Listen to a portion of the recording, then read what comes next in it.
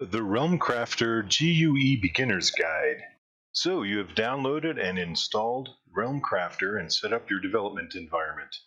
Now you want to get started making your own RPG game. All the features you need to get started are contained in the General Unified Editor, the GUE. There are many tabs, each containing many controls.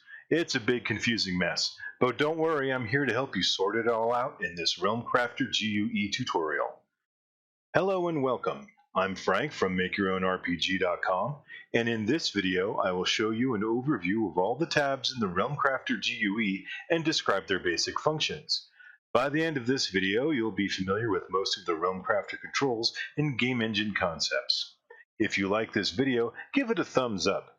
If you find this video useful, subscribe and hit the alert bell. This will help other hobbyists find the video and will send you notifications next time we post on this topic. Of course, if you have any questions, please feel free to post them in the comment section and I'll do my best to answer them.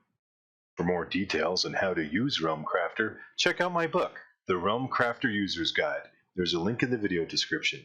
Now, let's get started with the Realm Crafter GUE tutorial. First, let's open the GUE.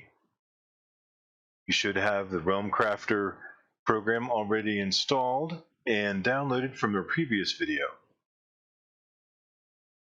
Go to your development folder. Run the GUE.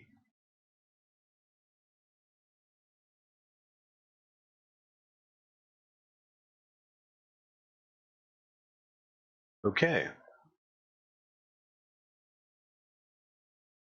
The default tab is going to be the Project tab.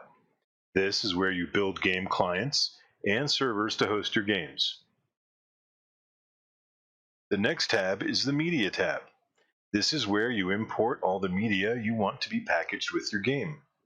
You can bring in 3D meshes, 2D textures, sounds, music, and more. The next tab is the Particles tab. You can use this to simulate different environmental effects like rain and snow.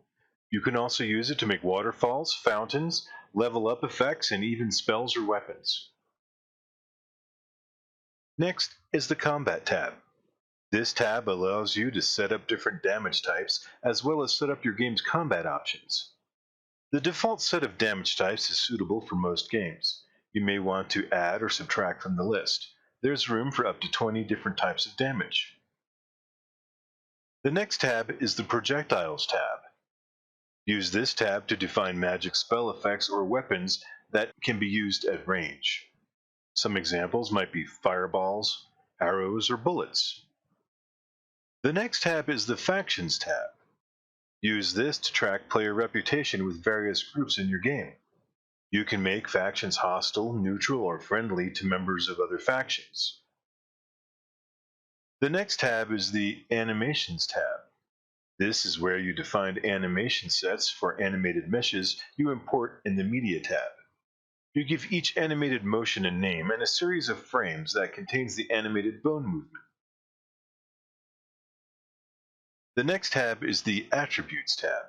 This is where you set various characteristics and skills you want to track for every actor in the game. The game will link it to certain attribute names for behind-the-scenes calculations, so there is a way to match those to your custom attributes as well. You can also set how many extra attribute points players get to distribute during character creation. Next is the Actors tab. This tab is where you define all the players, animals, monsters, NPCs, and interactive objects in your game. There are controls for race and class, which 3D models to use, which scripts to run, what their custom attributes are, whether you can fight or trade with them, and more. The next tab is the Items tab.